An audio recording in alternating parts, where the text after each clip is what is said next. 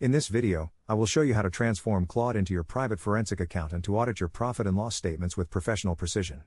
Before you upload a single spreadsheet, you must ensure your data stays private. Navigate to your account settings and select the Privacy tab. You need to toggle off data training and sharing to lock down your workspace.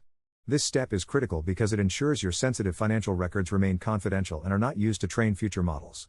Once your Privacy Shield is active, upload your document to the chat window. Now, you will use a high-level forensic prompt to initiate the audit. Command Claude to act as a corporate auditor and run 4 specific checks. First, it should perform a mathematical verification to confirm that every calculation for gross profit and net income is perfectly accurate. Second, ask for a vertical analysis where it calculates margins as a percentage of revenue to spot industry weaknesses. Third, request variance detection to flag any sudden spikes in expense categories that look suspicious. Finally, have Claude identify your top 3 operating expenses and suggest immediate cost reduction strategies. The result will be a structured executive brief that uses warning icons to highlight your biggest financial risks.